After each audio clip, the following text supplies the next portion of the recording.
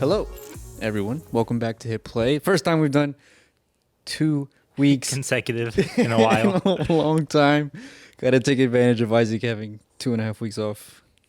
Really, what we should have done is just recorded like 5 straight episodes All in a row. and then just release them over a month. If we could get early access to movies, we would probably be able to do that.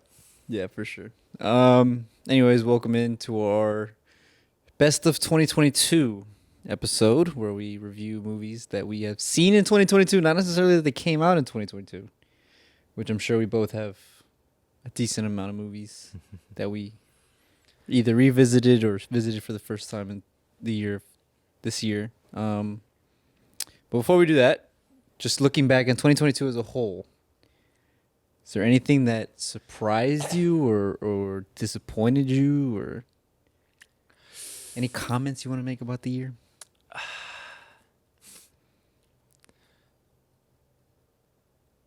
So there's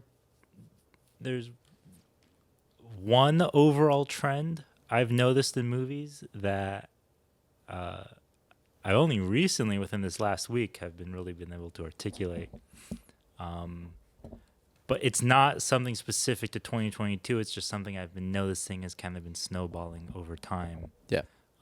But there are movies that came out in 22 that were pretty egregious examples. Big of what I've seen. Offenders of this trend. Yeah.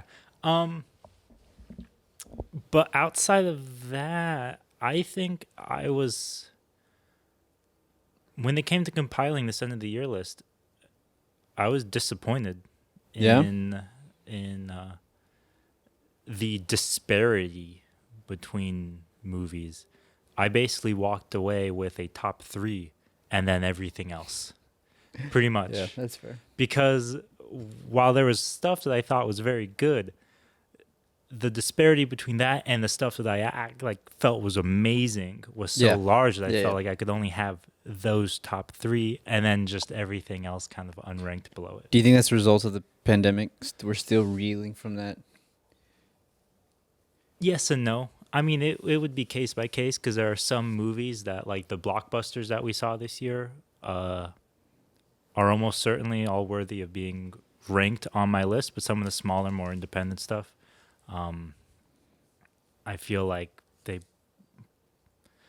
I think that's the other way around. The blockbusters, I think, that came out this year hit very well because they didn't have a lot of competition. Yeah.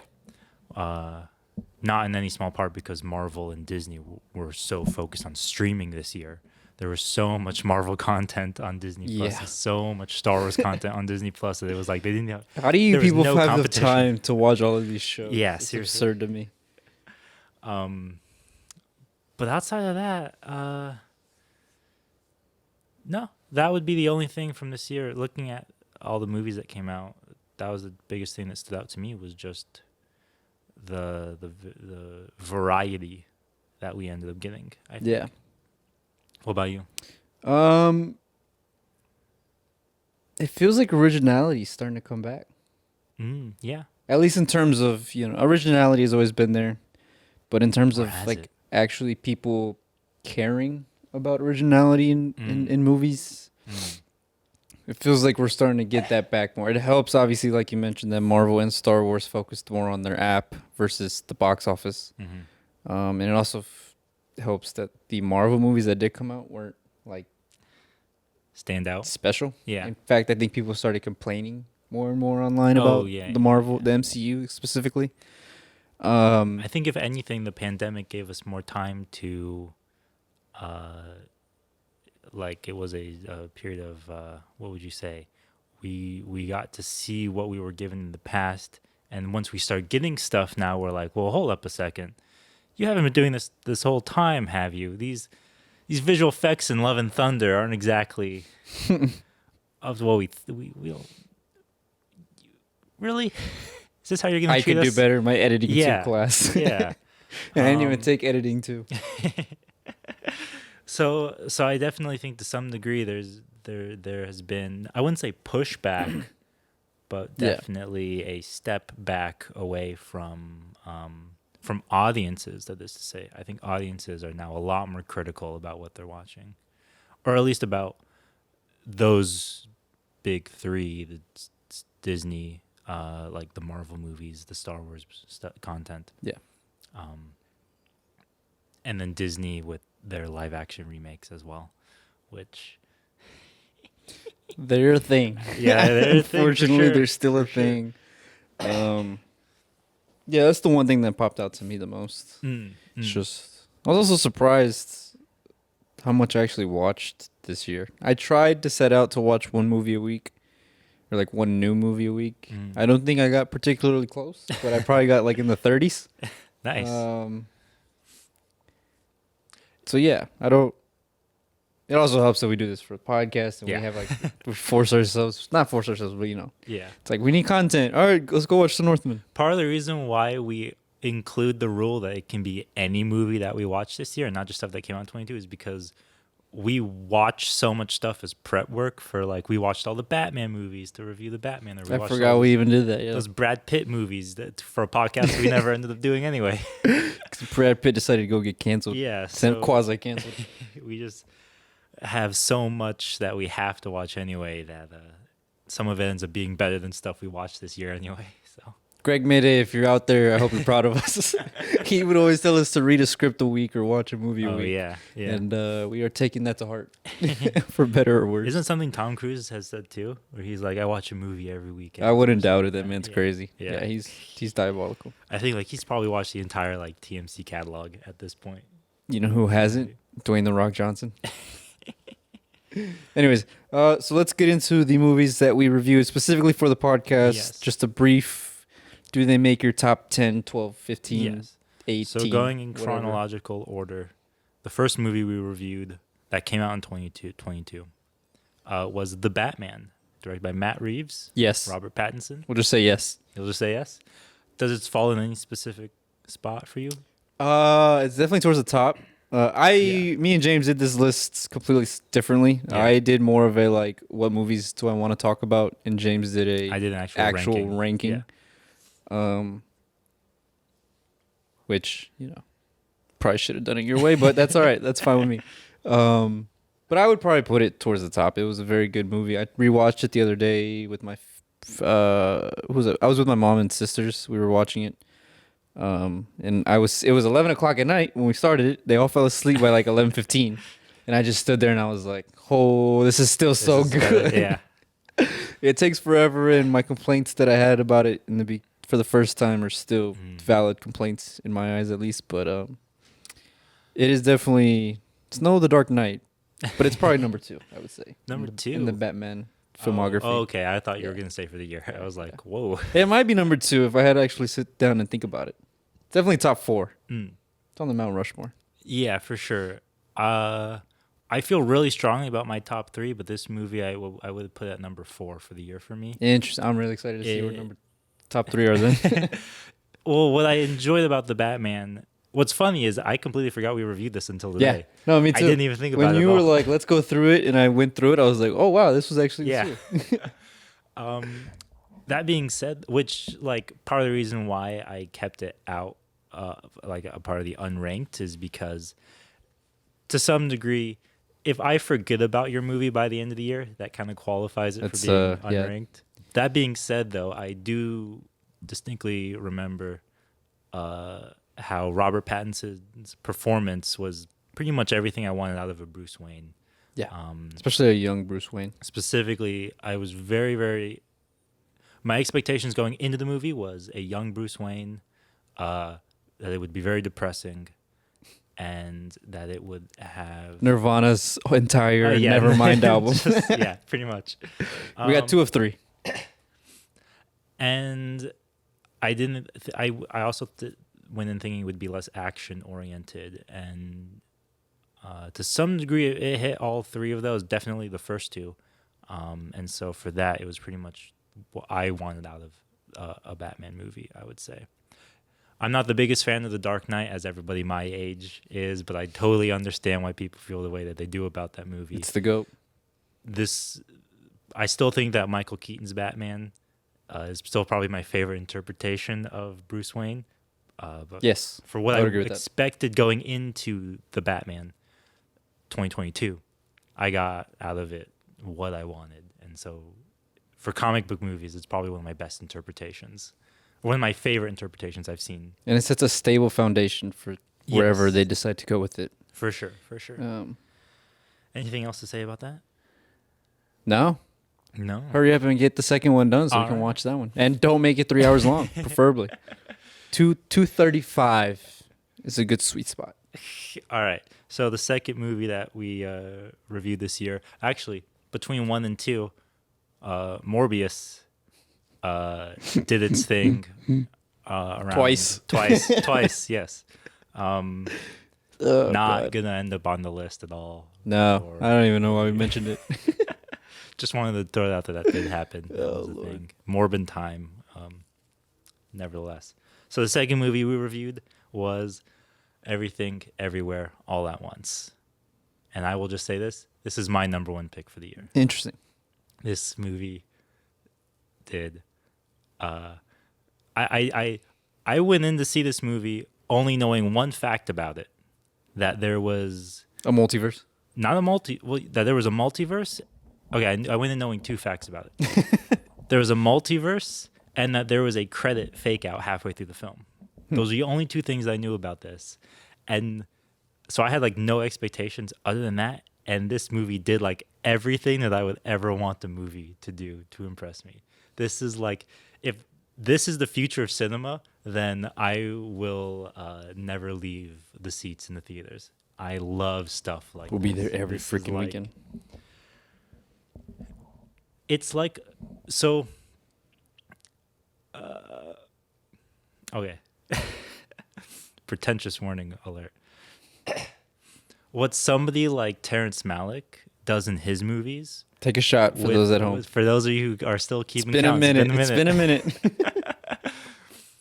But his emphasis on just visuals and sound.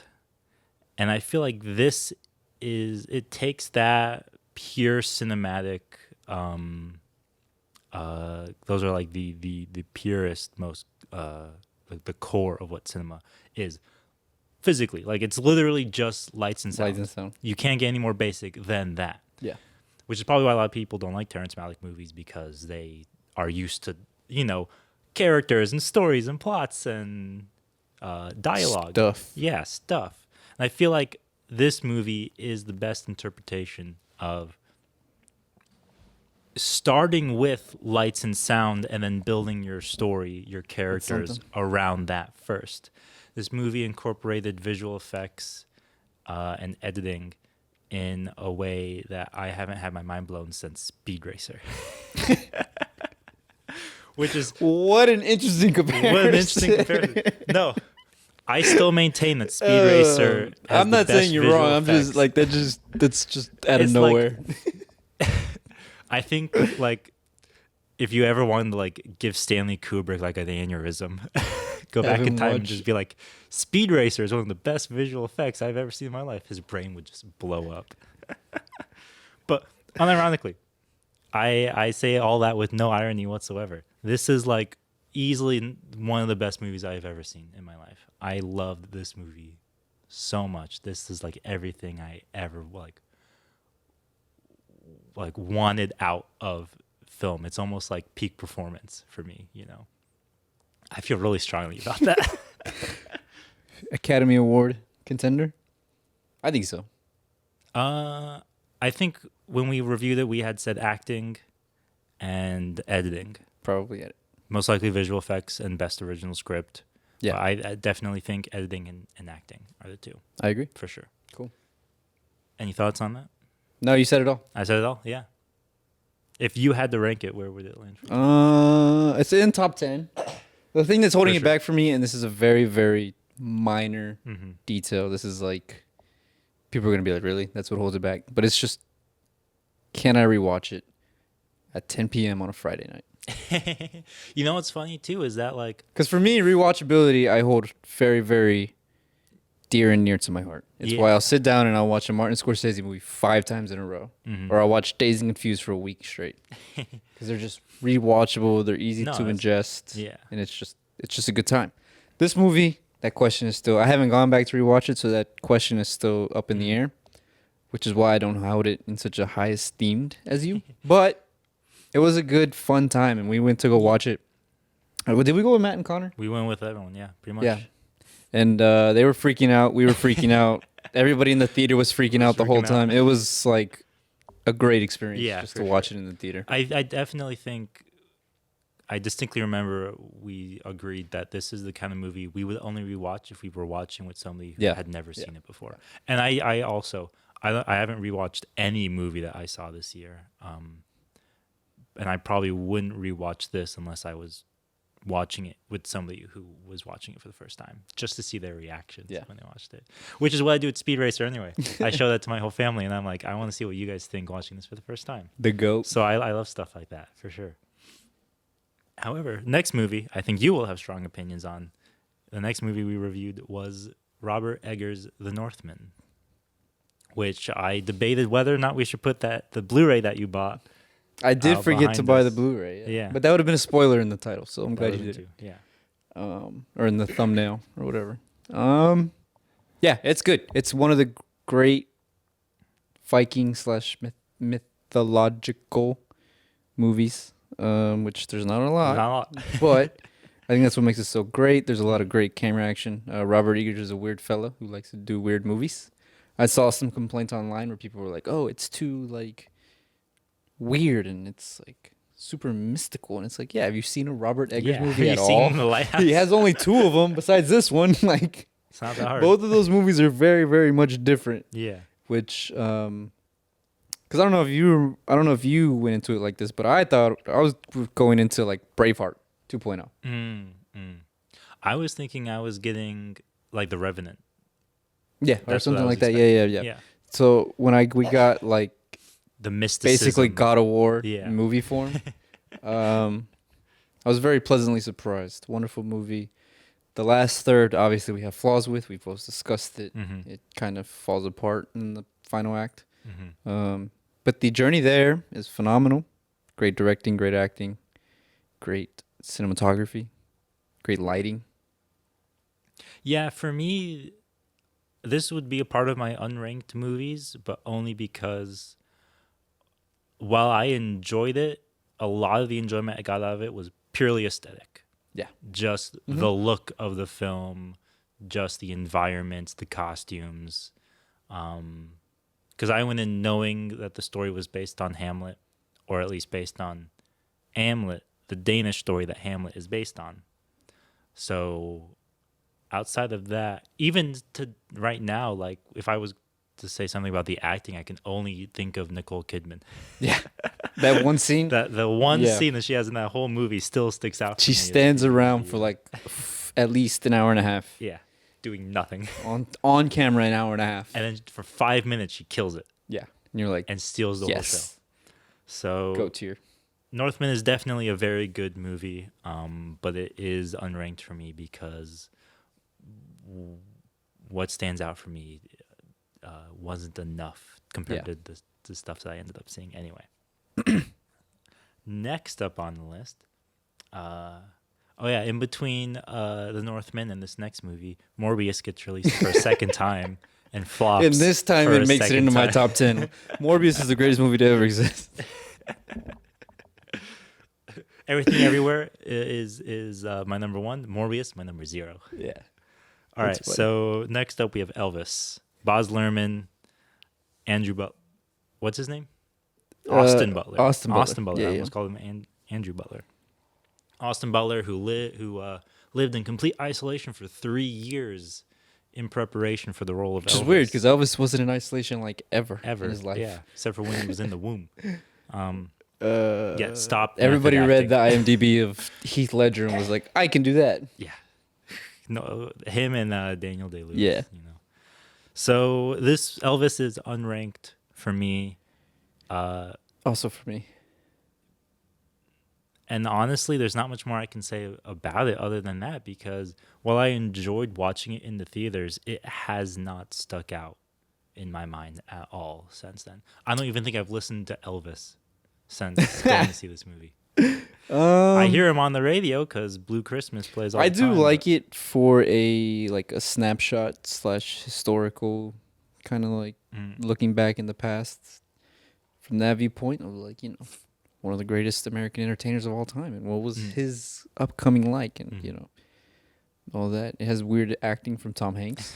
Yeah. Uh, Tom makes channels his inner Christian Bale and puts on the fat suit yeah, for but this movie. and there's not really like great acting from anybody other than maybe Austin Butler, but like he's Maybe. just brooding Yeah. for the entire movie. That's the other thing I'll say about this movie. Probably the reason why it doesn't stick out is because it was not an Elvis biopic, but a story about his manager Yeah. and how controlling his manager was Yeah. over his career, which was an absolutely interesting story. But the movie is called Elvis, and I don't feel like we got like a Not real the Colonel. yeah, the mind of Elvis. Yeah. Something like that. That being That's more said, so. if it's at Redbox for $1.50 or Go however watch much Redbox charges, it's not the worst watch. Not the worst. It's entertaining. If you like a fan of Elvis, I think we even mentioned that in our review. Yeah. If you're a fan of Elvis, if you're a fan of that era of music, If you're a if fan of the song Hound Dog, you're a fan of, or what's the first one that plays? there's Hound Dog, and then I don't Suspicious know, Minds Suspicious plays a Minds lot. plays like 50 times. Yeah. Or you're a fan of Boz Lerman, which there's not many There's of not you many out of you there. out there. Yeah. So yeah. Shout out to the girl at the movie theater whose badge said her favorite movie was Moulin Rouge. I almost asked her what she thought about Elvis, and then I decided that she probably didn't see it. If you like Moulin Rouge, you don't need to go any further than that. Interesting. If you're a Boz Lerman fan. All right. Next What do we one. got next? Next one. We have the one, the only Top Gun. Oh, Maverick. it's the GOAT. I'm not even have to say nothing else. It's the greatest of all time. Best sequel ever. Godfather Part 2. Who? This is the greatest movie of all time. I've seen it twice in theaters. Both times. Didn't disappoint. It's number one for me. I didn't even make a ranked list, and it's number one for me. Yeah. That's all I have to say about it. It was number 4 for me I like that. because, and that's still like, well, no, 5 because Batman was 4. So this was number Okay, 5. cool. I pulled it out of the unranked to give it the number 5 spot because Come on down. I definitely did not enjoy this as much as you did. Sure. Which sounds like it's an insult, but it's not. Because We I also did enjoy like it. different movies. We also like different movies. Yeah. I think the thing that just impressed me the most was the effects. Yep. I mean, just flying in planes for real on camera was just. I at the end of the day, I can't deny that I am glad that they stuck with the practical effects in this movie. We should also be celebrating that kind of filmmaking. Yeah, for Which sure. is something to say, about a Tom Cruise sequel. Yeah. But, there's just something about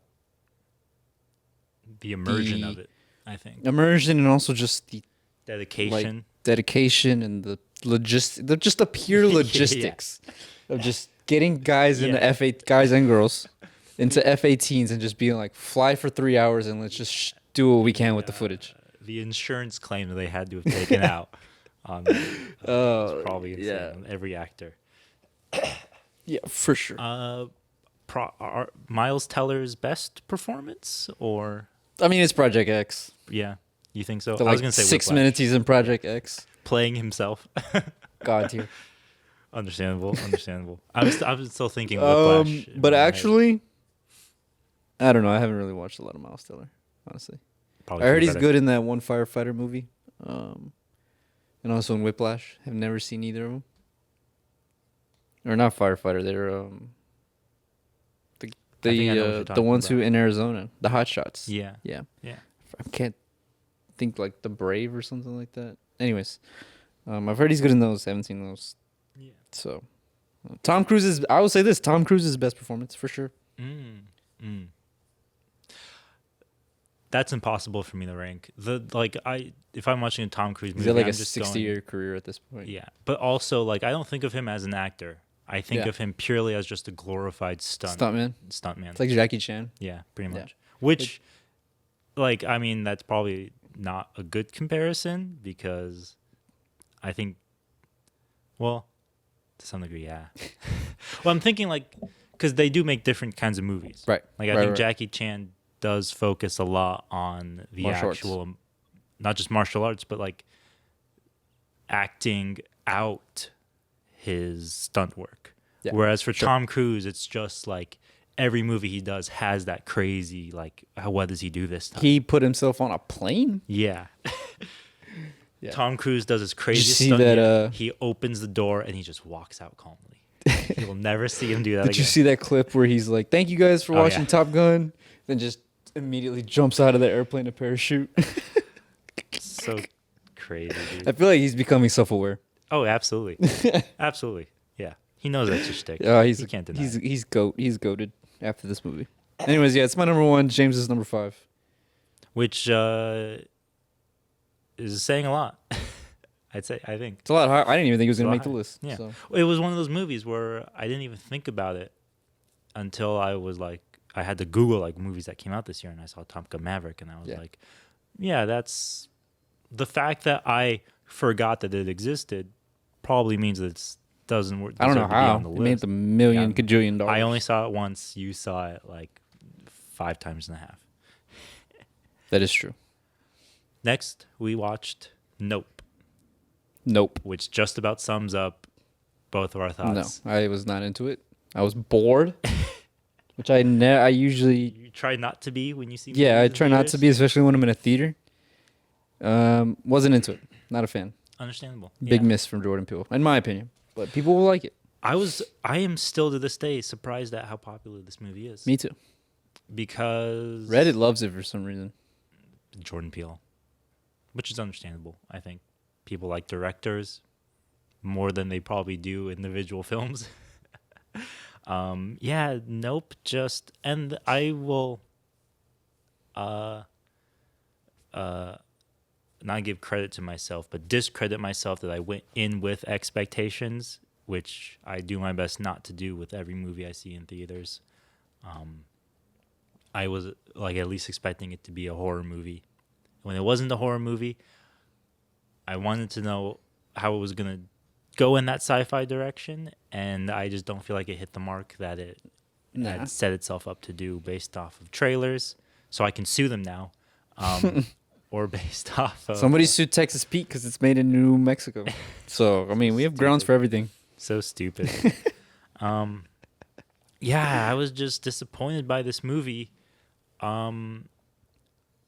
I still don't think that it hit its mark when it came to its theme about the spectacle, which I think is becoming a lot more popular. I see a lot of people talking about the spectacle online.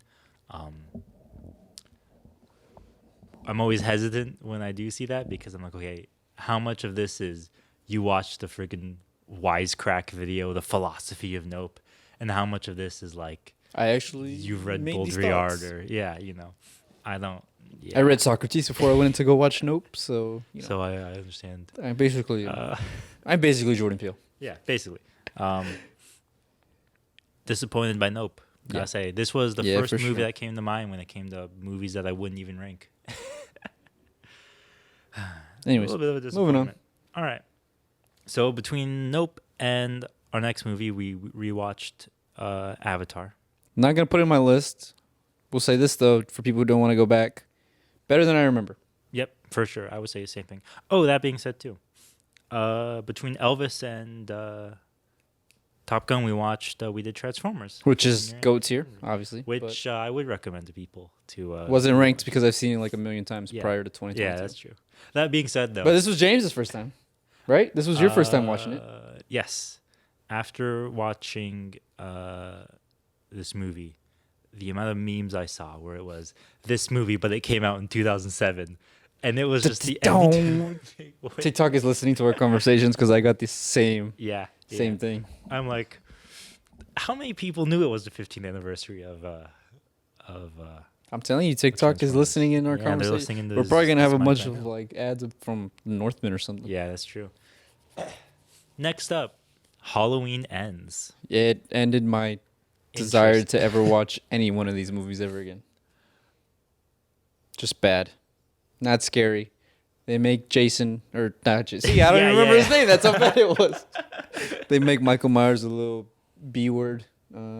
It's just not a good movie. It is unranked for me, but looking at it as a trilogy now, removed from it 2 months, looking at the Halloween 2018 trilogy, Halloween, Halloween Kills, and Halloween Ends, I still think that Halloween Ends is the best ending that they could do. Well, Yeah. I said this in my review. It could have been better, Yes. but it felt like their first try at doing something like that. And for that, I gave them full credit, and I still do. That being said, there is no rewatchability in the 2018 franchise unless you were watching all three movies like back to back to back to see the entire trilogy play out. Because other than that, I would never watch Halloween Kills out of context or Halloween Ends without the other two. And that just kind of Because you can always just go back ruins to it a little Halloween, bit. which is the You superior could just one. go back to the first one, which doesn't need any context whatsoever. No other. Both the sequels 2018 prequels and exist. the original 74. Yeah. All right. After that, we saw She Said. Carey Yes. Mulligan. Ranked. Yes. Good movie. Good movie. Good investigative journalism movie.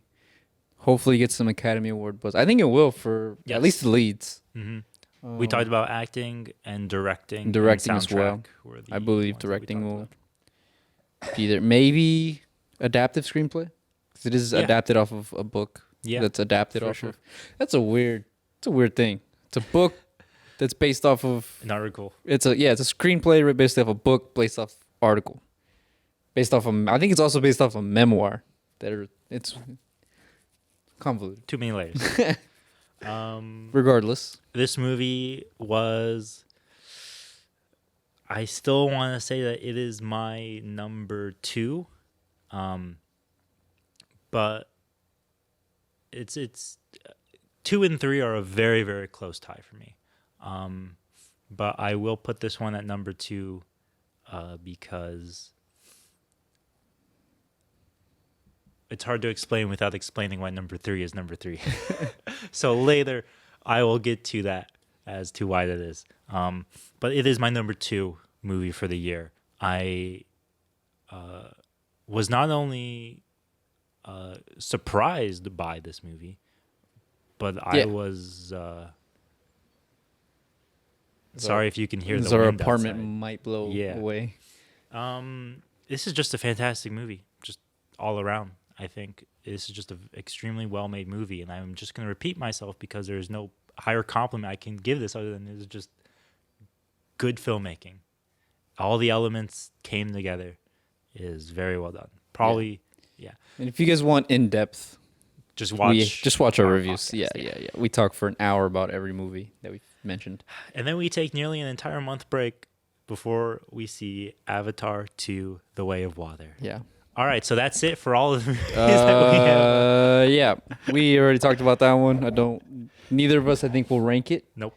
I am interested in watching again Honestly, yeah. to see if I can hold another pin. Because a lot of people, I'm reading this TikToks, I'm reading this Reddit, I'm on this Instagram, and a lot of people are praising it. So I want to go back and see if I missed something. Was I being too critical? I probably will rewatch it just because my family's probably gonna go see it. Like that's probably. Man, it's a good movie to watch. Yeah, it's a good movie to watch on a Friday night, for sure. Because it's like, I hate to use the term turning your brain off, but you can literally just. I think I was too critical of it to have my brain off at all. That's what I'm saying. I'm thinking I was just. You were in the. I think I podcast wanted zone. something more. I think I was expecting Aliens or Terminator 2, and when I got, Avatar 2: The Way of Water. I was like, So I think I'm just gonna go back. Yeah. I'm trying to have just an even keel about it. I'll report back if I do it. Well, I think that's understandable because when it comes to Avatar 1, I think when I had watched it the first time, even as a kid, I was just like, it's a generic action movie with just interesting special effects. Yep. And I think with this, and then rewatching it earlier this year, I had more appreciation for it. I think, yes, it's a generic action movie with interesting special effects, but I feel like there was a bigger element of craft that went into it that I just didn't see the first time. And I think with this movie, I went into this one thinking, okay, where is that craft going to be for this? Because that was what I appreciated most about rewatching Avatar 1. That's what I went into Avatar 2 thinking about. And I totally got that out of it. I spent the entirety of our review just talking about the motion capture. The fact they cool put it them is. underwater. Yeah. That It's absurd. I probably I undervalued something, I think. And if I rewatch it and I think it's crap, then it's crap. So, Made 440 something million. yeah, we at gotta the get box office? those numbers up. What do you guys do? Not my problem. That's a I'll tell you lot that. of Yeah. money for one weekend. Surprisingly, because our theater we were in a small theater and it It wasn't was even not full. bad whatsoever. Yeah. Yeah, and we went on a Saturday, right? Mhm. So Basically, that was very late surprising. night, yeah. Opening weekend.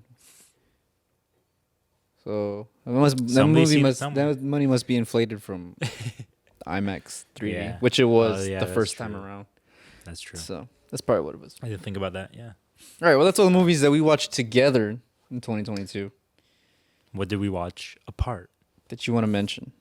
So, of stuff that came out in 2022 specifically, do we want to Just start there? whatever. All right. I didn't watch a lot of movies outside That's true. this that were in 2022, So but you did. that's true. I watched Guillermo del Toro's Pinocchio. It's on Netflix. It's a stop motion animated adaptation Bless. of Pinocchio. Just gonna watch it just for that. It is an adaptation of Pinocchio, the fairy tale, not the Disney Pinocchio. Part of why I was intrigued with it was not just because it was stop motion animation, and I love that, but because Disney did a live action remake of their Pinocchio. Oh, so as long well. ago. I remember that was And- garbage. The Robert Zemeckis, right? yes, Tom Hanks as well Yeah. as because Awkward. what's the old guy's name? I don't speak Italian, so I have no idea. The build up to the release of these movies was the contrast between the soulless corporate Disney image and the intimate stop motion Guillermo del Toro vision. Now, as we have complimented Guillermo del Toro in the past, this movie visually is very, very enjoyable to look at. Nice. The animation alone would be worth the price of admission, in my opinion. But just the detail in the updated world and setting. My only hesitation, and the reason why this remains unranked for me, is the way that they updated the story. It is the fairy tale, but they set it in... I don't know if I want to spoil it. Don't spoil it. I won't spoil it. But I will give my opinion on it and say that I was not as satisfied with the updated elements. As in, I guess I'd say the modernization of the story. I was also very disappointed that it's advertised as a musical. It's not a musical. Don't go into this thinking it's a musical. Just the songs are all like a minute long. That's it. So if you don't like musicals, you will probably enjoy it. I don't like musicals. But I went in thinking that this was going to be like sung through, and it was not. So Interesting. because I'm like a stop motion animated musical. First off, that was probably annoying as hell to animate. And second, that's really freaking cool because stop motion is hard enough to begin with, but the cues, now you're having to hit cues in music, that is crazy That's to levels. do. That's probably Yeah. why it was only a minute long. And yeah, the fact that the songs were so short, I was a little let down by. But good music, good visual design, good animation. Does he fight a kaiju halfway through it? Can you spoil that much at least? Yeah. If you know how Nice. Pinocchio ends, then yeah. Nice. And then, I guess we'll alternate. Was there anything that you watched outside of the podcast? I saw the Like, Born sure. Supremacy for the first time like a month ago. Like, Born Supremacy, Born The Ultimatum, OG trilogy. The OG. Well, I saw the first one. Okay. I still have to watch the next two, which is where I've heard to stop. No. Well, okay. With that trilogy, yes. Right. Born Ultimatum is a 10 out of 10 movie for me. Right. I love that film. That is like, if every movie looked like that, I would see every movie in theaters. I would never leave. I love the Born Ultimatum. Is it the last one? That's the last It's the Supremacy Legacy Ultimatum. Ultimatum, right? And then they came back. So I saw and they Supremacy did- first. Okay. Yeah. Well, yeah, obviously I saw. Is that the one where he's like, well, why don't you ask her right now? She's standing right next to you. Is that one? Dude, does Jason he Bourne do has that? so many cool freaking moments on the phone in those movies. I swear. I forgot what part that is. Who is he talking about? Where are they at? This is the one where they're in Paris a lot. I see. They're in Paris and Germany. I will say this. I've seen the first one barely. I've seen the second one once. And then I've seen Ultimatum multiple times. I need So to that get- is by all means I need to the hurry one up and that get to Ultimatum. I love the most. What Yeah, I did liked it you because it enjoy was. about Well, I liked it because it just immediately is like, yo, In it. he's on a boat. Yeah. Like, we don't need to explain. We don't need to see in some training montage. We don't need to do this. It's like too many action movies get too bogged down Mm-hmm. by these like, Yeah. oh, we gotta have every character have a backstory so we can understand his pain and suffering. It's like, no, we'll get to that when we get to that. Yeah. Let's like, why do we care about this guy? Yeah. Oh, he got shot in the back in the middle of nowhere, Mhm. and now people want to kill him. That's the exact reason why I loved Ultimatum, because I saw Ultimatum first out of all of them. Oh, what the hell? And so just being thrown into it, I was like, Oh, you did a whole Star Wars thing. yeah, huh? I did the whole Star Wars thing. And that's probably why I loved it so much, because I was like, without any context, the fact that I understand everything Yeah. is like good. Mm-hmm. Tony Gilroy, man. He knows what he's doing.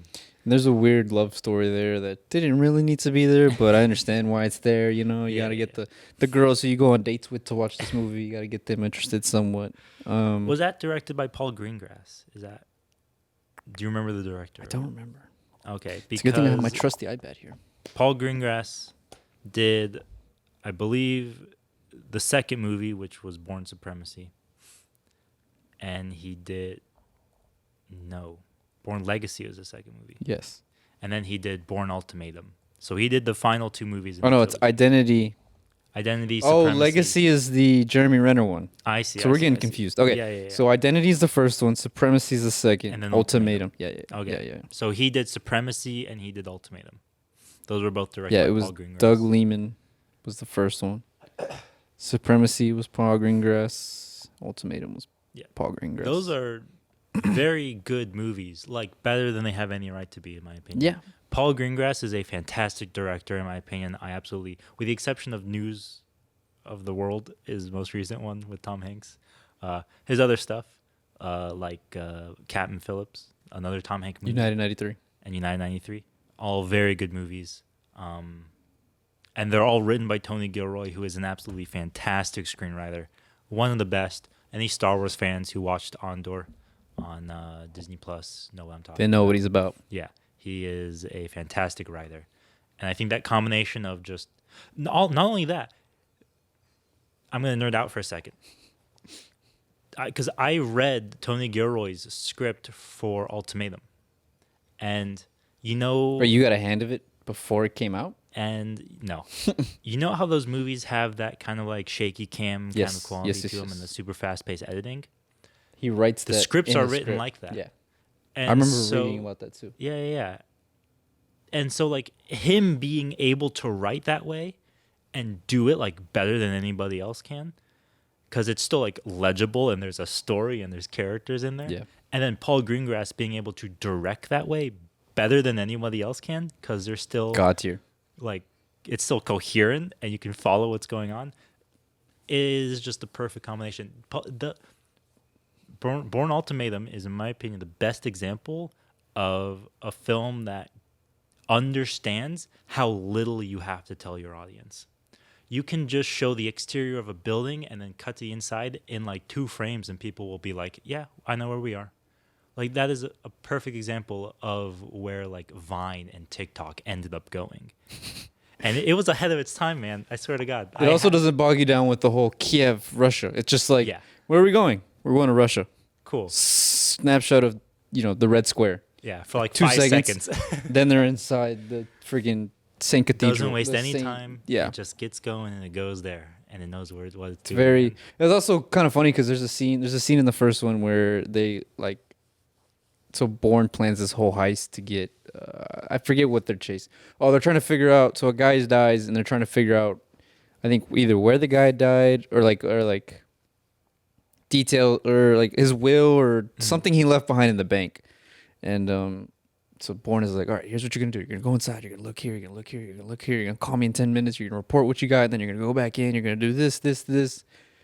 And so she walks in. She looks around, and then Bourne is like, oh shit, it's been like 10 minutes. Where is she? He's like freaking out for her. He's about to go inside, and she's like, hey, I have the papers. He's like, well, how did you do that? He's like, oh, I just asked. It's like, that's just the perfect amount of let's just cut out the stupidness of action movies and let's just make it seem logical. When that scene happened, I was like, okay, this is these guys know what they're doing. These guys know what they're doing. For sure. Love those movies so much, man. Yeah, I'm really interested to see the next 2. Weirdly enough, Supremacy is on HBO Max. Ultimatum is not.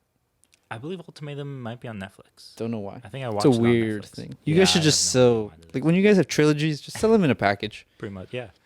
Halloween did it. Just do that. All right, so Next for you. Next for me, bit of a change of pace. I watched a movie that came out in 2022 called Tar. It's directed by Todd Phillips, stars Kate Blanchett. Is about a conductor who is putting on a performance of Mahler Symphony No. 5, and it follows the trajectory of her career from there. I'll say. I saw this movie because of one tweet, and that was somebody tweeted out that the script for this movie was 98 pages long, and the final runtime was 2.5 hours. Oh my goodness! And Todd, what are you doing? At the beginning of the script, Todd Phillips included the paragraph that stated Todd Field. Todd Field. Todd Phillips is an actor, I believe. He directed Joker, The Hangover. Oh, yeah. Too many Todds, man. No, Todd Field. Yes. Yeah. He did Little Children as well, which is also a great movie. It was also his first movie in like 15 years or something ridiculous like that. Yeah. Since 2006, Little Children.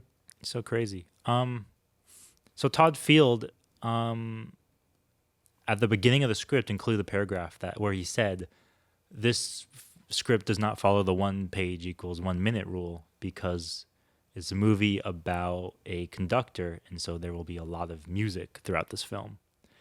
And I saw that, and I was like, hold on. I'm sold.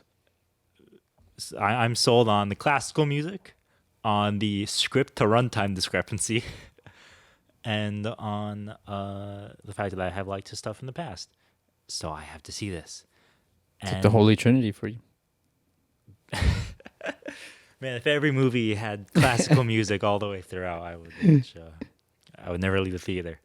What I enjoyed about this movie was the fact that for me it felt like the most challenging movie that came out this year for me. I feel like people give A24 a lot of credit for kind of doing these weird mind-bendy indie films. But in my opinion, nothing left me more confused, but also at peace than Tar did. First off, I just want to say what an interesting I know. experience. It's like it wraps up perfectly, and then you're like, wait a second. Why did it end like that? Um, the reason why this is my number 3 movie of the year and not my number 2 is because I feel like Tar is the kind of movie that I personally really enjoy. The direction from Todd Field, the cinematography, the sound design, even just the subject of classical music, all stuff that I greatly enjoy. She Said is my number 2 pick because I just think it's a like an actual better movie removed from my own personal interests. Like Tar is a film that would be my number 2 subjectively, but I feel like She Said is just a better movie, like objectively. Yeah. Like I would recommend people watch She Said, and I feel like people with my specific tastes and interest in movies would really enjoy Tar. And outside of that, I don't have much to say because honestly, there is too much to unpack in this movie, I think. I will say this. I don't really care for spoiling this movie at all because there's not much to spoil. This movie was sold to me as a ghost story, and I still believe that it is. And I think looking at it that way, oh shit, totally. There are so many changes your scenes perspective in this movie where you're following this character, but as her security kind of begins to unravel, this, because that's the thing. This is basically like we've seen these kind of plots before where it's a character who does what they can to stay in power, and then it all comes down around them. Yeah. And they lose their power. We've seen that 1,000 times before. But the approach that they take in this movie is a lot closer to a horror film, I think, than I've seen in other films with that kind of structure before. And I mean like a horror film. Like, pay attention to the background in shots because you'll just see, like, ghosts and figures in doorways for split seconds. They pull, like, that kind of super creepy, like, atmosphere on you. It's so, like, some of it is really unsettling, but some of it is just fascinating to watch. And that is why it's my number 3, because this was just the kind of movie that I personally really enjoy. In terms of just, like, solid filmmaking, I think that Tar represents what I think is solid filmmaking. She Said is solid filmmaking, just like across the board. Yeah. And then Everything Everywhere All at Once is just like a really good time. A really good time. And also just like what I want out of visual effects in movies and special effects in movies. And since so many films are going that direction, to actually get a movie that does everything that I want to see, I am like, please take us in that direction. In the same way that I think that Spider-Verse represents what animation can do, and I know for a fact Disney and Pixar are not going to go in that direction, and that totally saddens me. I think there's still time for people to look at Everything Everywhere All at Once and continue to go in that direction. Tar, there is just a lot to unpack in that movie. There's a lot more to talk about that I just haven't really thought about between so many different symbols. Like, literally, there is symbolism in this movie. It is in your face. You can't deny it. And if you just straight up aren't interested in trying to decipher something like that in the film, then Tar is just not for you. And I am just too attracted to movies like that to not include this on my number 3. So this is confusing, not in the way that Northman was weird and confusing. This is more weird and confusing in the way that people would probably just dismiss it as pretentious, I would say. But I really enjoyed this movie from the get-go, in my opinion. And it is not 2.5 hours long. It does not feel that way, at least not when I watched it. It is for real, but we like well-paced movies. We like well-paced movies. But those are the 2 extra movies I saw for 2022. Is there any last thing that you saw? Clueless. Clueless? Not I Citizen love that Kane. movie. The movie's so silly. I watched it the other day because I was like, it's it's late and I'm tired. I just want to put a movie on, just kind of like background noise. Yeah. I ended up actually getting really into it. I don't know Yeah. why. I have no idea why. It's not. I am not the target demographic. Well, you know, But like, hey, I am. They play Radiohead in it. Paul Rudd. Paul Rudd. as has, soon as I heard fake No Doubt, I plastic was like, this is my movie. shoes. No doubt. Shout out to No Doubt. Shout out to Gwen Stefani's brother. Yeah, it was just like, yes, just old school '90s nostalgia trip. Let's go. Even though I wasn't even like around for the '90s. That's funny. Let's just do it. That's pretty funny. Do you? Yeah, wide. It's a very wide difference from what you just said. I think for 90s movies of that category, I might prefer Mean Girls a little bit. I like Mean Girls a lot. Yeah. But yeah, Clueless. I mean, it's a classic for a reason. It's a classic movie. It's a shame that I think most people younger than us will only really get it from Iggy Azalea's music videos. But Unfortunately. that being said, Paul Rudd plays Radiohead in that movie, and for that reason, I must. Surprisingly stands the test of time considering it's a '90s movie. I mean, there's a couple words that they say where I'm like, that can't fly nowadays. Can't fly. Like even Superbad is semi getting canceled. It's like Superbad came out, 10 years ago. Clueless, not Citizen Kane. I saw you watching Citizen Kane earlier this year. That doesn't top Clueless for you? I might make some enemies on this podcast. Dude, Paddington has already overtaken it on Rotten Tomatoes. Citizen Kane is not. It's not a good movie. I'll say this. I think Citizen Kane. So Let's talk about Citizen Kane. too many people feel obliged to like Citizen Kane. Yes. Thank you. Yes. I think if you are interested in film history and if you are interested in filmmaking, Yes. Citizen Kane is worth studying because Sure. Orson Welles' approach to the effects, a lot of the practical effects in that film, there are effects in that film that we take for granted because we just do it with green screen and CGI Correct. today. Correct. A lot of the editing tricks in that movie. A lot of the I camera still tricks. have the scene where him and his wife are eating dinner, and every cut they get progressively older as they cut back and forth between the two of them. That's still like I've never seen that since then, and I'm like, that's what editing is there for, my guys. Yeah. Like you in 2001: Space Odyssey are the only ones who have ever done anything like that. Why? Or just even like the introduction of classic montages. Yeah. The ability to be like, yo, let's take the camera and let's put it in that fucking window. It's like, Yeah. what? Yeah, you can do that. Orson Welles, what do you want right now?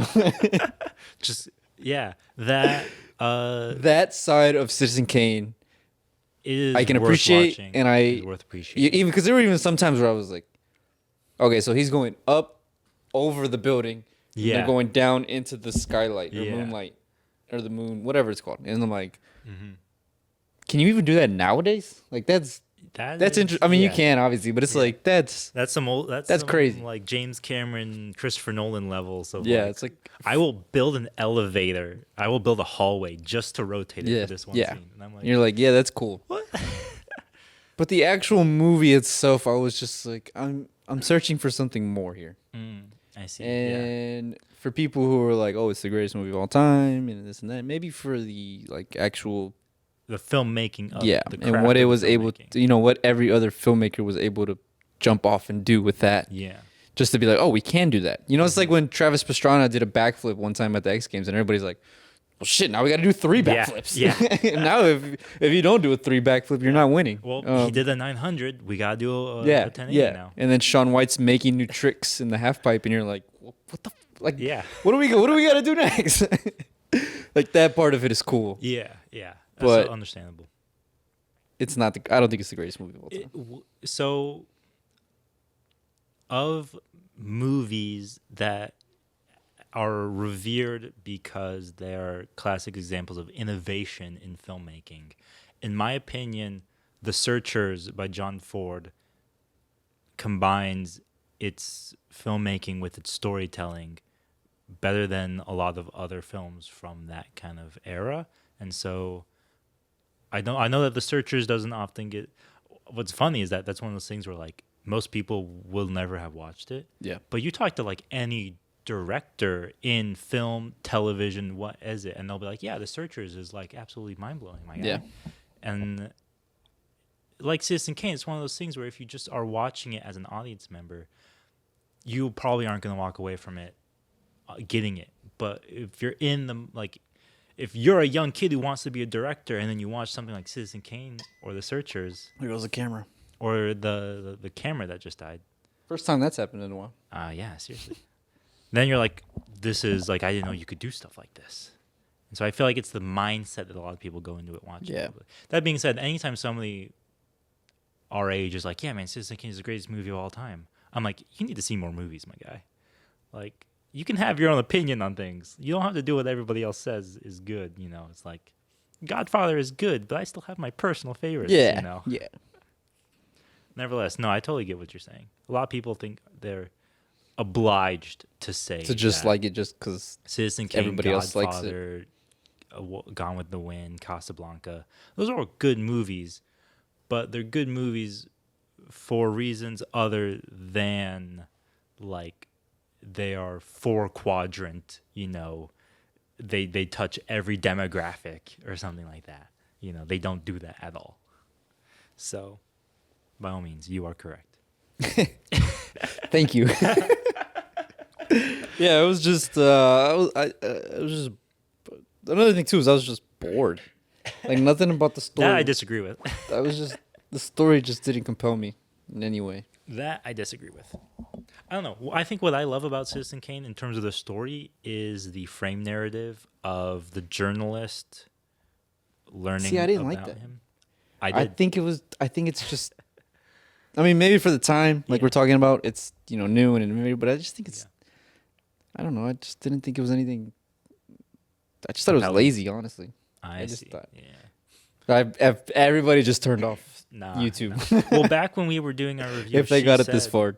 when we were doing She Said, I remember thinking of journalism in movies, and I'm like, Yeah. okay, there's the investigative journalism movies. I think I had mentioned Citizen Kane in that too, because that still sticks out in my mind as being more so about the journalism of his life Yeah. and the research of his life than it is actually about, this interesting character and his arc. I don't know. It's also See, one of those things. She where you Said just also does it differently because it'll have like montages Well, or yeah, it'll have yeah. silent, we're watching as we'll have voiceover narration or like music cues will hit at different times that'll invoke an emotion and just good acting. And in this movie, not that I'm saying Orson Welles is a bad actor, but it's just like, okay, we're just watching this guy F up his life. And like there's no really redeeming quality other than the rosebud thing at the end where you're like, oh, his childhood was taken from him. yeah. Yeah. Well, spoiler alert. Spoiler I still alert think of that for scene, Family Guy. 500-year movie. You know the Family Guy had a joke where Peter Griffin like had rented Citizen Kane, but then he spliced himself into it, where he like the movie starts and he immediately is like, it's his sleigh, it's his childhood sleigh. I just saved you an hour of your life. He That's ruined that good. movie for me. That's good. No, I like Citizen Kane. If it's on, I'll watch it. That's my opinion of it. It's one of those movies for me. I don't venerate it as the greatest thing ever made, No. but it is a fantastic movie. Sure. That definitely innovated upon the art of filmmaking. Yes. Can't deny that. Correct. I have seen better. And by better, we're talking about Ant-Man talking and the about Wasp, Ant-Man, Quantumania. Quantumania. All right. Any other movies you want to mention real quick before we get into what we want to view for 2023? Or would it be funny if I wasn't even recording this whole time? We'll have visuals. Scratch where- audio all over yeah. it till I discuss about Citizen Kane. Honestly, no, because I will say this: for our of movies I watched that didn't come out in 2022, nothing really stands out, and I feel like I didn't watch a lot on my own. Usually, I do pretty good about that. Yeah. You telling me Troy didn't make your top 10? Troy, no, it did not make my top 10. I was extremely disappointed, and I will say this. The biggest disappointment of this year, other than Nope, was the assassination of Jesse James by the coward Robert Crawford, I think his last name is, because I went into that movie thinking, okay, it's Roger Deakins cinematography. Correct. I believe it's James Mangold directing. I could be wrong about that. Let's get IT on Could that. be something else. IT. Brad Pitt, Continue your train of thought. I'll look it up. Casey Affleck, great cast. Now I'm actually curious to see who directed it. I believe it is James Mangold. Am I wrong? Watch it be somebody completely different. Christopher Nolan. Huh? That'd be funny. Terrence Malick. It's Andrew Dominic. Andrew Dominic. Totally incorrect. Yeah. Absolutely. Killing Them Softly, Blonde. What else did he do? Why was I so confused? Because I had looked Mindhunter. up him recently. Yeah. I have absolutely no idea why I got those two confused. Their names aren't even remotely similar. Maybe because it's a Western, I was thinking of 310 to Yuma. Maybe. So, Assassination of Jesse James by the coward Robert Ford. Extremely disappointing movie, in my opinion. This was hyped up. In the little research that I did for this movie before watching it, I learned that it had good cinematography, good acting, and it had bad pacing, and it was very long.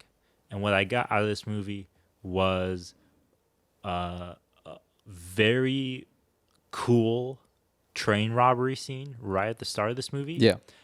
And then That's a cool scene. Shot really well. I checked out for the rest of the film. Yeah. Like, I just couldn't care at all about anything else. It was so insanely long. It was boring, in my opinion. Nothing engaged me from there on out. I was interested in the Jesse James character, and I got the Robert Ford character. And not only that, but like 2/3 of this movie are other characters than those guys. Like, there are so many plot threads, and I know that it's completely historically accurate what these people did, but it wasn't dramatized in a way that felt engaging to me. It just felt like it didn't even feel dry. It just felt like this movie is just wet bread. Some people like wet bread. I don't. I do not. No, this movie was like a wet sock. That's worse. Yeah, nobody likes that. I was so. If you do, you're a psychopath. In a weird way, this movie actually felt watered down by its cinematography, because as beautiful as it looked, it just wasn't No that substance. impressing. Oh, no substance. All No style. substance. Yeah, all style, no substance. And Yeah. I feel like, to some degree, while Roger Deakins is a great cinematographer, I don't think anybody is exempt from that. And whether it was his approach to the film or whether Andrew Dominic wanted something that was like that, that's one of the big issues with people who actually tried to copy Terrence Malick. Yeah. Is they copy the style, but they don't the substance. And I think that this movie falls into that trap where Andrew Dominic, and I think I am like saying this like this was a fact that I learned, that he wanted this to seem a little bit like a Terrence Malick Western. And they copied his style, but the substance was just Not there. nothing. It was shallow, in my opinion. I didn't like it. Didn't like it at all. Most disappointing movie I saw this entire year. Interesting. I'm gonna say. I forgot to shout out a movie, All Quiet on the Western Front. I can't believe I forgot it. We've been talking about it all week. Is that unranked for you, or No, that's ranked. That's ranked. Yeah, Where'd that you put it? is. I don't want to say everything I was hoping it would be from a. Yeah. For those who don't know, I've read the book numerous times. He's a bit of a fan. I like the movie, the original 1934, I think it is. 39. I am also enamored with World. I don't want to say enamored. That sounds a little weird. You're a history buff. The First World War is an interesting war to study. More so, I think, than the second one. No, that's a I wouldn't call myself like a history buff like I did. yeah. I just like learning. I like learning. Yeah.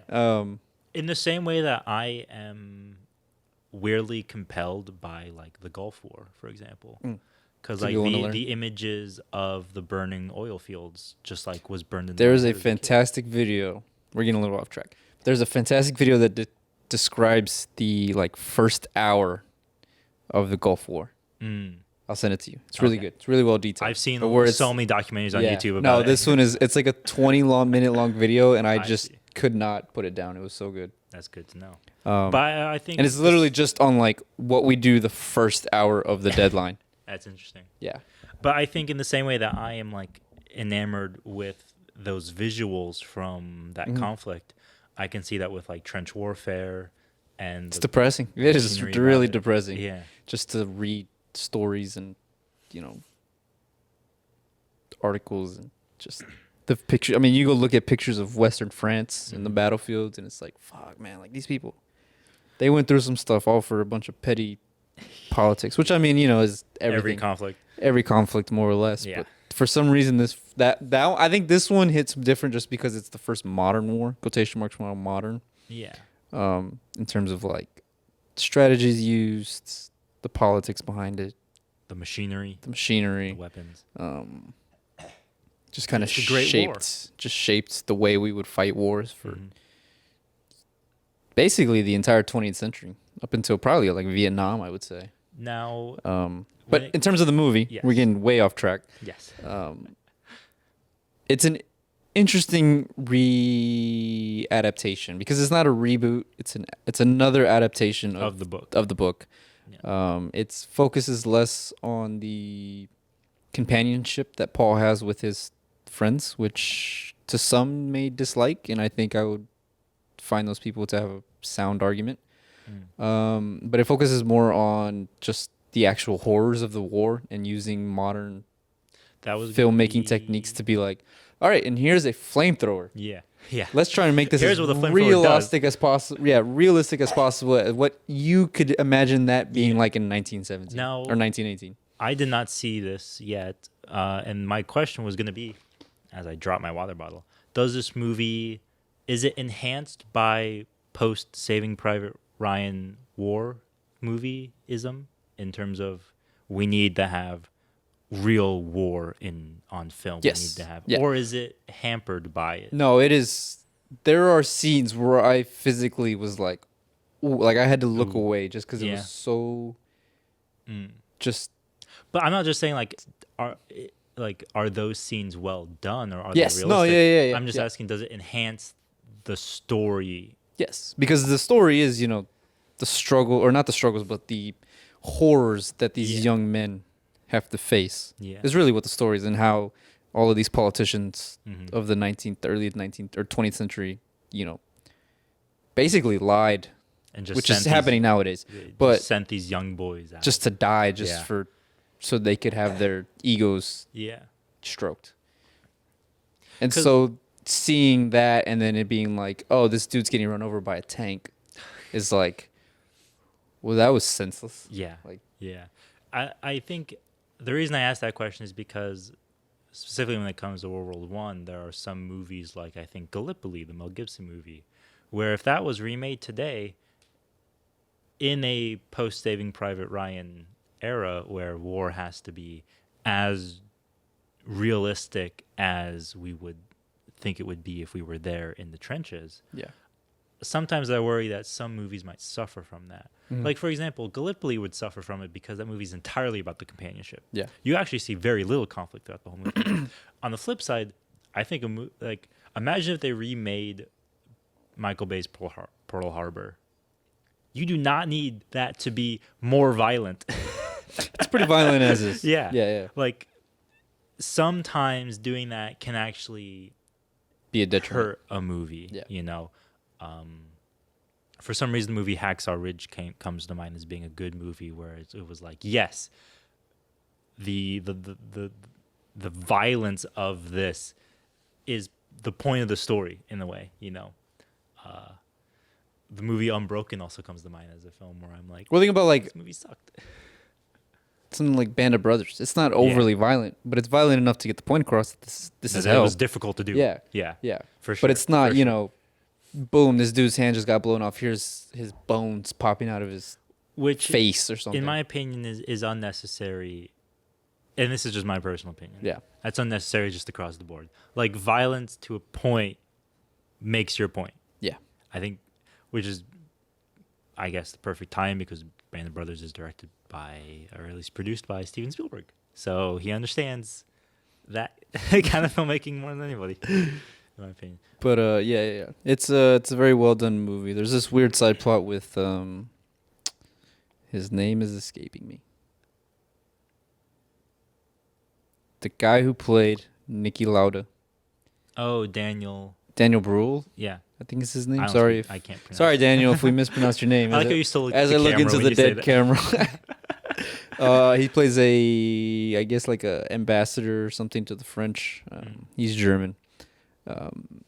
People didn't like it. I didn't mind it. It's just to show like the cogs of war and how it's Yeah. really at the end of the day just stupid petty Politics. arguments Yeah. that are driving these wars. I will say this: it is a German production. And you should watch it in German with English subtitles. I watched like the first 10 minutes in English, the dub, and then I was like, wait a minute, this is German. So then I Subs over dubs. swapped it. Yeah. Immediately a whole better experience. Subs over dubs. Yeah. Immediate. So if you liked, well, I guess if you just like movies, watch this in sub if you have to. If you want to watch it, because it is the superior experience. And if you want to be sure. extreme, watch it in German with no subtitles. Okay, that might be too far. 'Cause I don't even know German. I wouldn't be able to. But yeah, that's my best of. I don't really have any disappointments this year. Because like Nope, I was really excited for. Mm-hmm. Maybe Avatar 2. I kind of forced you to watch Yeah. Nope to begin with. Avatar 2. Avatar I 2 was, but I wasn't disappointed, disappointed. Yeah. So that's it. All right, real quick before we go. Yes. 2023, looking ahead. Give me 4 movies you're most excited for. Dude, I can't even name one. I'll give you one. Oppenheimer. Oh, yeah. I literally just wanted to talk this whole Didn't podcast even- just to talk about Oppenheimer.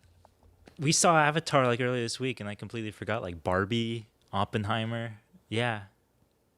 Probably those two and nothing else that I can think of. Indiana Jones. Killers of the Flower Moon, Scorsese's movie. Oh, yeah. Read the book. that's true. Fantastic. I keep looking into the camera. Fantastic book. Wonderful true crime story. Yeah. Everybody should go read it. Probably Oppenheimer. That might be about it. The issue with that is that it's so late in the year. It's June, right? Or July, is it? It's halfway. It's halfway. Dune Part 2. That's next year? Yeah.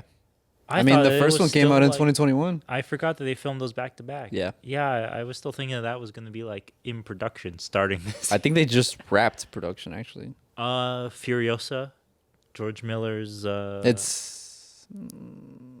I don't know. You're not sure? It's been so long.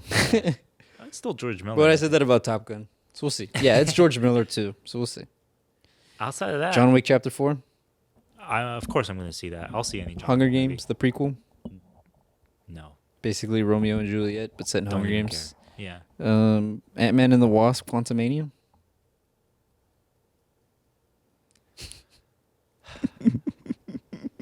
I will say this. The teaser trailer looked crazy. The actual trailer For what? for Quantumanium. Oh. The teaser trailer. I forgot what movie we were watching, but I remember watching that and being like, I don't even holy remember. crap, this is like Doctor Strange levels of just like out there, man. Yeah. And then watching the actual trailer, I'm like, this is just normal Marvel movie. Who cares at this point, honestly? I don't. People do. Super Mario Brothers? We'll watch it, but I'm not that You're not excited for it. Nothing. What else we got? Spider-Man Across the Spider-Verse? We'll probably will watch that too. Yeah, that's fair. That's fair. I keep freaking getting, man. I get too many spoilers for that movie on. You haven't seen the first one? No, for Across the Spider-Verse. No. Spoilers. Like, Oh, you 'cause mean I like the follow trailer? people Yeah, like Christopher Lloyd. Yeah. I only saw the Christopher Lloyd, teaser. that's not his name. What else? Honestly, just Oppenheimer and probably Barbie. Ferrari? That's true. Yeah. I think it's Ferrari. James. Is that James Mangold? Michael Mann. Michael Mann. Then I will watch that too. Yeah. Like a Love good Michael Michael Mann movie. Oh yeah, I rewatched Heat. This year. 65. Shut up. James immediately saw the trailer and was like, or he saw Watch like the this. first frame and was like, "This is so stupid. Watch this." God, such a dumb idea for a movie. Yeah, it's pretty stupid. No, other than that. Well, okay. I will probably watch a lot of these movies. But in terms of what I think of, I look forward Excited to for? Oppenheimer and Barbie. Yeah. Oppenheimer, I'm excited to see because it's Christopher Nolan. And Barbie, I'm probably not even going to watch. I just want to see what other people have to say. I'm just curious if it even deserves to exist. Any TV shows you want to shout out? Oh, I'll say this one: Dungeons and Dragons. It's getting a TV show? It's getting a movie. A movie? Which campaign are they going to I'm gonna see where it goes. I'll see where it goes. I think it. Watching that trailer right now, I'm thinking it might get a little bit of the. Do you remember that they did a World of Warcraft movie? Do you Yes. remember that? Yes. Well, I Yeah. remember it being a thing. Exactly. I never saw feel it. like that's going to be the same thing that happens Probably. with Dungeons and Dragons. Wouldn't doubt it. I'm not looking forward to Wonka? much. No. God, no. I can only watch one Timothy Chalamet movie a year, and Dune Part 2 is mine. So And then I don't watch TV, so nothing. I'm gonna shout out two shows. You remember- Better Call Saul, obviously greatest show of all time, or one of the greatest shows of all Succession. time. I'll shout out Succession, another great show. Season 4 is coming out in 2023, so pretty excited for that one. And then Rome, HBO's Rome, which you caught me watching. Very good show. Yeah. Season 1, God tier. Season 2, they had to rush. It's funny because you can tell literally the exact episode when they were either told or they caught wind that they were getting canceled. Because they rushed. It's like the first 4 episodes are paced the same way that the first season is paced. And then it's like around episode 5 or 6 is when it's I like, see. all right, we got to get this shit under wrap. And they just like wrap up every storyline possible. That's dumb. That's pretty Which funny. sucks because there's a lot of cool stuff that they were building on. Apparently, there was like this whole thing where they were gonna go all the way to the birth of Christ in terms of this per The season. story. That's Yeah. interesting. Yeah. No, Rome is definitely an interesting show because I feel like it doesn't get a lot of credit for kind of establishing the hour-long drama, like that and Sopranos, maybe Boardwalk Empire, The Wire. It also does. Like people don't put it up there with those other shows. It also taught HBO a lot in terms of high production value, Yeah. which is what they ended up using when it came to Game of Thrones. Game of You know, Thrones. a decade later. Yeah. So that aspect of it is really interesting. I don't know. I kind of put Rome up alongside another HBO show called Deadwood, which I'm a little more of a fan of. Seen the trailers for, or I've seen For the seen movie. it pop up. Yeah. Where it's like great production value. In my opinion, fantastic writing. David Milch. Love his dialogue in that movie. It is like Aaron Sorkin levels of crazy good. The GOAT. If Aaron Sorkin read a little more Shakespeare than he did Broadway, that is. But it's one of those things where you're just kind of like, you personally enjoy it. Yeah. You can't, like I said with Citizen Kane, you don't venerate it like the greatest thing they've ever done. But you just, you had that one thing that you just liked that they did. Skins UK. Skins UK, yeah. Shameless.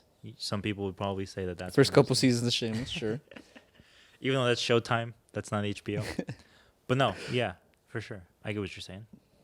But Yeah. still, I don't watch much TV, so not looking It's forward hard to it. get into TV nowadays. I have like I 5 read too many shows. books. I read too many books. Do you have any books you want to shout out? Any books I want to shout out? Let me check. Berserk 1 through 5, Killers of the Flower Moon, Dune, The Messiah. What else did I read this year? Speaking of Rome, I read a book called The Calm Before the Storm, which details the events happening prior to Julian Caesar declaring war on Interesting. the Roman Senate, more or less. I read Garden of the Moon by Steve Erickson. Great fantasy book. I don't read a lot of fantasy, and so that's a compliment from me. I picked it up because people who love fantasy was like, this book is too difficult. Like it's a 10-book series. Read book 1. I don't get it. Don't even You bother. were like, Continue. challenge And accepted. I was like, challenge accepted. I And like I it. loved it. Good energy. Speaking of fantasy, I watched for the first time the extended cuts of Lord of the Rings this year as Nice. well. Did you notice them? The Nope. extended cuts?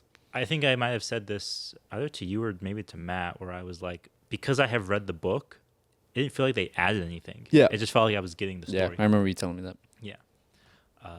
Very good movies. Don't do what I did and watch them in a day. That's like 16 hours. Yeah. That's a lot. Spread them out a little bit if you can. No, they're good. I need to rewatch those. It's been a minute since I've seen them. I would rewatch them too. They are very good. Other than that, I haven't really. I didn't really. Not too many Oh, books. Jurassic Park. I read Jurassic Park for the first time. nice. Did you like it? Yeah. Better than the movie? Probably Different. a very good example of adaptations for the better. Yeah. Not to say I didn't like the book. The book is good, but it's a Mhm. book, not a movie. So if they took everything from the book, made it a movie, it would have been a terrible movie. I see. But Steven Spielberg is. That's why he's the GOAT. Yeah, that's why he's the go. I read Infinity. It's a comic book by Jonathan Hickman that Infinity Wars became based on. Nice. I prefer Infinity Wars a little bit, I gotta say. Sure. I like that movie a lot. Best Marvel movie in my opinion. Comic was a little Underwhelming. underwhelming, I think. Other than that, the only other book I'll shout out, and this is just me purely nerding out. One of the best books I read this year was called Rabbit Run by John Updike, and I kind of loved it, kind of didn't like it while I was reading it. But by the end of it, I was like, okay, this is a great book in my opinion. Well, read through the Wikipedia page when I was done with it, and there's a quote from John Updike where he said that he wrote the book in response to another book, a book called On the Road by Jack Kerouac. So did you read that book? I had read it. Nice. I hated it. Nice. So in my mind, I'm like, okay, if you hate On the Road, try Rabbit Run by John Updike, because you might get Sure what enough. he's trying to Sure say. enough. Where you're just like, That's funny. that being said, I have one red flag book, and that is On the Road. If somebody said that they like that book, I'm like, I don't have to listen to anything else that you say. Oh Lord. I have met, dude, so many people I have met who have, like, they have good taste in literature, or they are just straight up smarter people than me. Not a single one of them thinks highly of On the Road.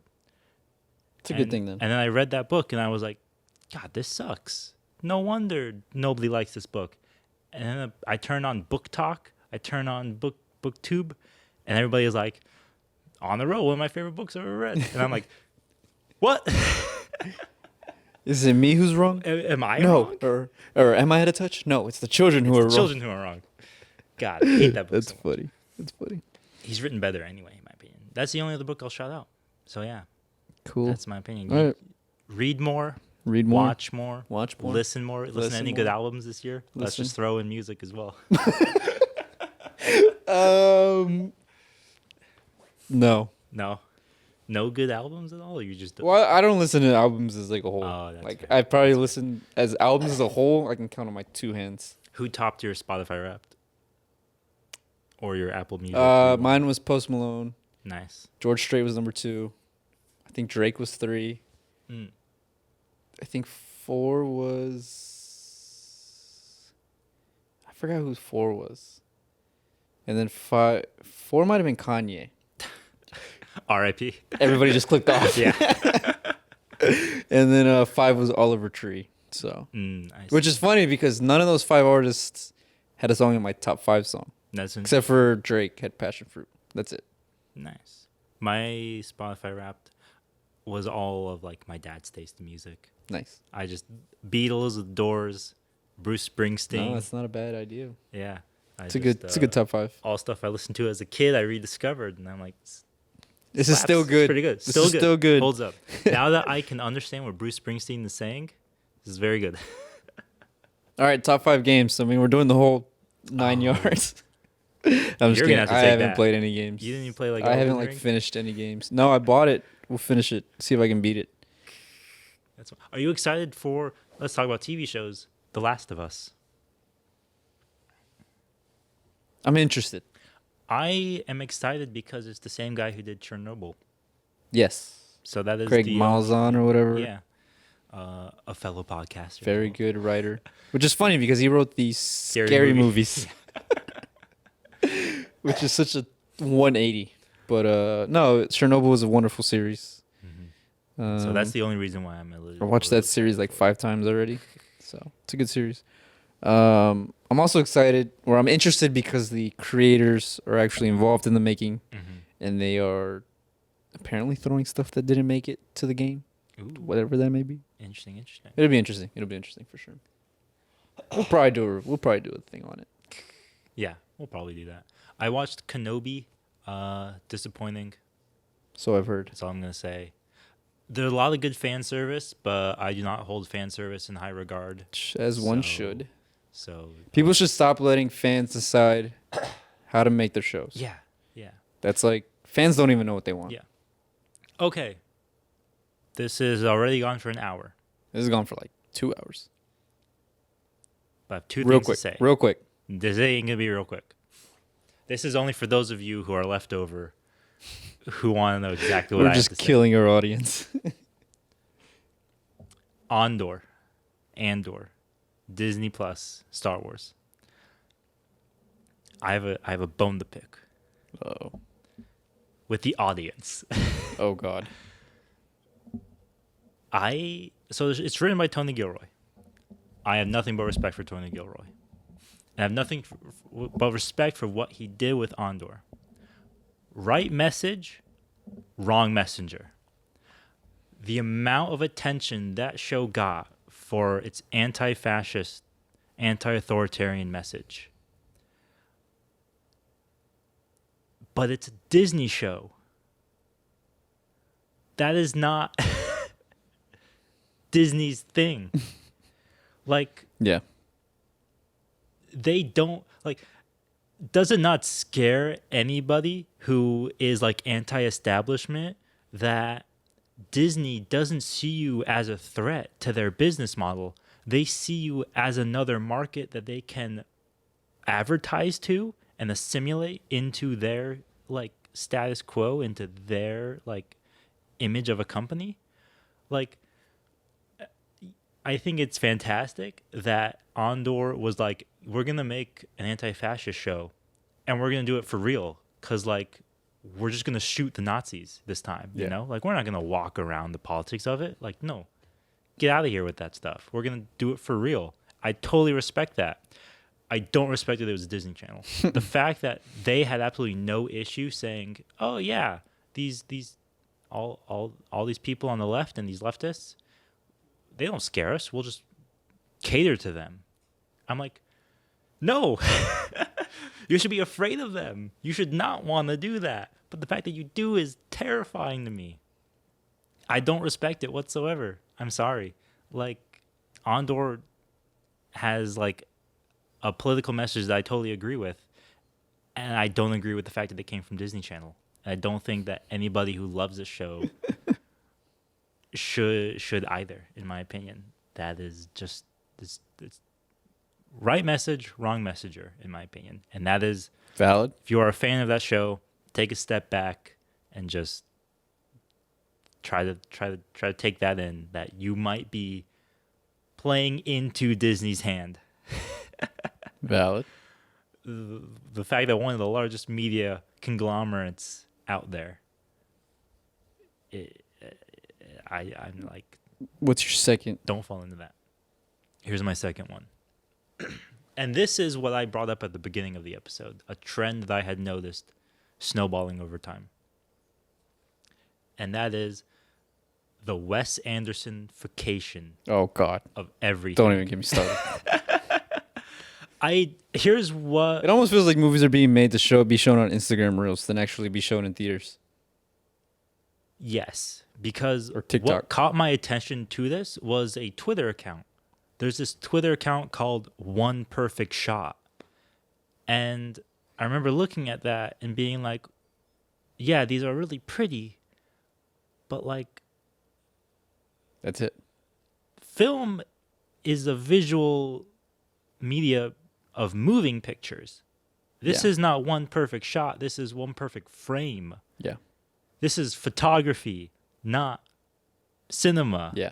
Like, I hate to be the pretentious asshole who distinguishes between the two, but like this way of analyzing filmmaking from the perspective of the individual composition of a single shot totally removes your ability to move the camera or move the characters in the shot. I mean, the entirety of like everything Akira Kurosawa ever did gets thrown out the window because everything he did was based on motion. Yeah. The motion of objects, of characters, of the weather. You can't take a single still frame and claim it's perfect. You have to take the entirety of everything that happens within that shot. And so what we end up with is this group of audience, particularly people like us who go to film school, who begin to just look at movies in this like box of Narrow scope, limited point does of view. this individual shot look good? Yeah. And who is a better representation of that than Wes Anderson? And Are you saying Wes Anderson's overrated? not that he's overrated. I don't think he's done anything good since Grand Budapest Hotel. But actually, he probably hasn't done anything good since like Moonlight. Or what's the one with the two kids? I haven't seen It's any Moon Wes Anderson. something. I refuse to watch not any Moon. Wes Anderson movie. No, that's understandable. But his style of composition when it comes to individual shots, the focus on symmetry in particular, has gone out of hand a little bit, I think. When I'm watching a horror movie, I don't need the frame to be perfectly symmetrical on both sides. You know? Yeah. Like, and there are good movies like Hereditary that do that. It's good for reasons other than that, however. There are so many movies that I just look at the trailer and I'm like, no, I'm not even going to bother watching this because you're placing the wrong emphasis on you put the emphasis on the wrong syllable. Like, yes, your movie can look beautiful. It doesn't have to. And when you make that decision to not make it beautiful, that's real making. Yeah. These movies that they're like just A24 is probably the worst when it comes to this. And I know that they did Everything Everywhere All at Once, which has amazing direction in it. But god dang, is that just annoying me to no end that not like, and it's the worst group of people. It's young up and coming filmmakers who are falling for this. And I'm like, no, have a personal style. I don't care if you like Wes Anderson movies. Don't copy him because you think it will look cool on a Twitter account or an Instagram account. Do what you want to do, my guy. Be yourself. I don't know, man. I hate it so much. I like it. I hate it so much, dude. I'm worried. I almost feel like you should have saved this for like the beginning of the next episode because I feel like nobody's gonna listen to that. It's a really good segment. It's a good send off for the I'll year. just cut it off. I'll And keep it then on this make it- episode, but then I'll cut it off, make it its own video, and then No, you know what you do? You Yeah. turn my rant about films being made for the sake of Instagram shorts put it on Instagram. into a YouTube short. That's Just hard hitting gotta label it. news right there. I don't know. That's just for me personally. No, it's fair. It's a fair critique. Once I saw it, I couldn't unsee it, and so that's how we're gonna end the year off. New Year's resolution. I think it's just because everybody has this desire to be liked. yeah, And I was actually watching the Howard Stern Quentin Tarantino interview where Tarantino's like, "I make movies for me, and everybody's just invited to watch them." It's like Yeah. that should be That's the the right approach to attitude. filmmaking. Yeah. Not what is fans saying. Like I was seeing all this thing about like how Black Adam, they should listen to the fans and this and that, and it's like, it's like you don't owe them anything. because like every great work of art yeah, has never been viewed or like outsourced by fans. yeah. I can't. And the worst part too is I have been fans of material that then did that. They were like, well, what do the fans want? Let's go to them. Yeah. And it instantly tanked the quality of everything. And I'm like, no, I don't want you to listen to me. I want you to do your own thing. Like sitcoms. Sitcoms. Friends is like the worst offender of this. Dude, YouTubers are the worst offender of that, in my opinion. They are horrible at that. Yeah, sitcoms are always bad, especially towards the end where they run out of material. Yeah, oh yeah. When the final season is just nothing but fan service the whole way through. You're like, That 70s show. animated shows fall for that all the time too, my guy. I don't know why that is. It's yeah, Don't do that. interesting. Here's our advice to creators. 2023, stop listening to your audience. Yeah. And on that note, we will end this long, Marathon arduous of a podcast. podcast. I didn't think we had it in us. It's been a minute since we recorded a long one. Yeah, we had to But get this out. we still got it in us. Just like old times, baby. Just like old times. For the last time of 2022, that is us signing off. We hope you have a wonderful and warm holidays, whatever holidays you celebrate. We're inclusive on this show. We respect all holidays.